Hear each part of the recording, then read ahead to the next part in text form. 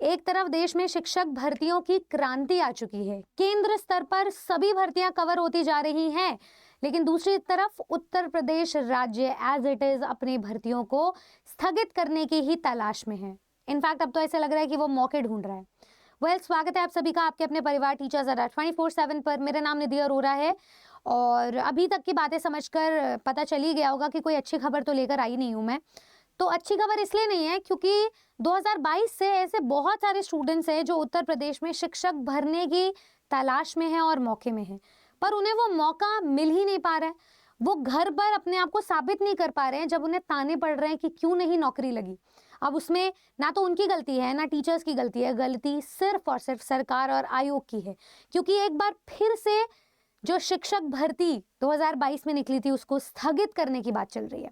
ऐसा इसलिए क्योंकि जो अध्यक्ष जी ने इस्तीफा दिया था उस पद पर कोई नया पदांतरण हुआ ही नहीं है, कोई नए पद पर बैठे ही नहीं है अध्यक्ष की पोस्ट पर। अब अगर दिसंबर में, ऐसा लिखा हुआ है इसमें, दिसंबर में अगर कोई नए पोस्ट पर बैठेगा तो बहुत ज़्यादा समय लग जाएगा और उसी मंथ में परीक्षा कंडक्ट करवाना ना भाई ना नहीं हो पाएगा।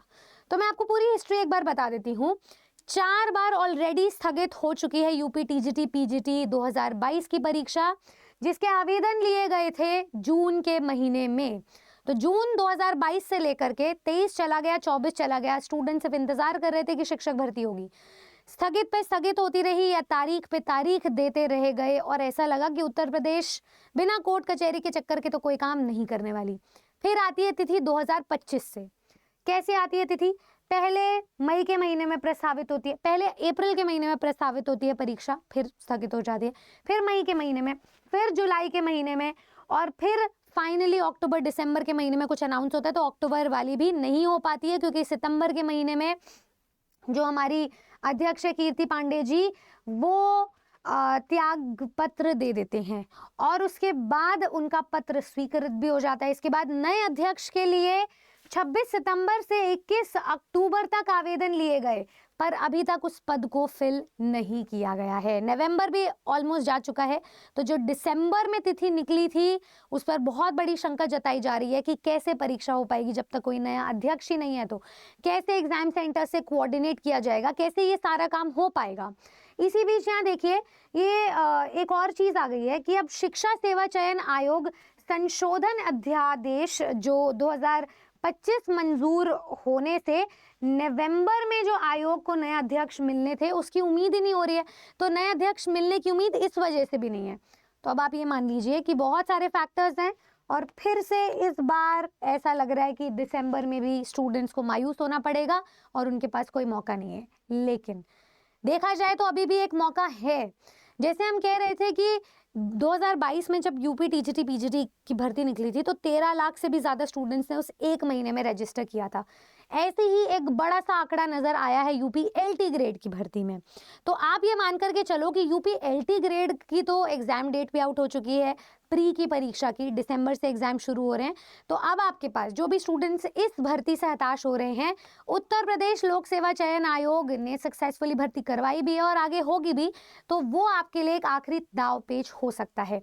तो जितने भी स्टूडेंट्स आज उत्तर प्रदेश में शिक्षक बनना ही चाहते हैं, बस आपका आयोग ही तो चेंज हो रहा है और इनफैक्ट यूपी एलटी ग्रेड में तो आपको सीटेट की भी जरूरत नहीं है, तो आपके चांसेस जो है एलिजिबिलिटी के वो भी बढ़ जाते हैं। तो मैं सभी स्टूडेंट से गुजारिश करूंगी कि प्लीज़ एलटी ग्रेड की परीक्षा को, भर्ती को फॉर ग्रांटेड ना लें, उसको सीरियसली पढ़ें और उस नौकरी को पक्का करें, क्योंकि उत्तर प्रदेश में ना बेरोजगारी का आंकड़ा भी बढ़ता जा रहा है और इन तिथियों का भी। तो अब तारीख पे तारीख के चक्कर ना काटे, कोर्ट कचहरी के चक्कर ना काटे, आराम से और तसल्ली से बैठ करके टीचर्स अड्डा के साथ आप अपनी तैयारी को और सिलेक्शन को सशक्त करें, तैयारी को पुख्ता करें। अपने सब्जेक्ट पर अगर आपकी कमांड है तो प्री के बाद आप मेंस का पेपर भी निकाल पाओगे और तैयारी भी प्री और मेंस की साथ ही करनी है।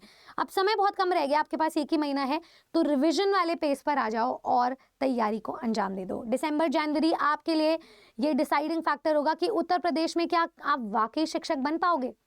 खैर, ये तो देखा जाएगा आपकी तैयारी पर और उत्तर प्रदेश लोक सेवा आयोग तो अपनी तैयारी कर ही रहा है। क्या आपकी तैयारी है ये आप डिसाइड कर लीजिए। इसके अलावा आप कौन से सब्जेक्ट से उत्तर प्रदेश में शिक्षक बनना चाहते थे या आज भी बनना चाहते हो, ये मुझे कमेंट सेक्शन में बताइएगा। आप कितने हताश हैं इस भर्ती के स्थगित होने की खबर पर, ये भी मुझे बताइएगा, क्योंकि आपकी बात जब हम आगे पहुंचाएंगे तभी कुछ बातें बनेगी। हो सकता है उत्तर प्रदेश लोक सेवा आयोग भी बहुत ही कड़क और सख्ती से इस एग्जाम को कंडक्ट करवा कर ही छोड़े। Alright, thank you so much. ऐसी और वीडियोस के लिए सब्सक्राइब करें टीचर्स अड्डा 24/7 को।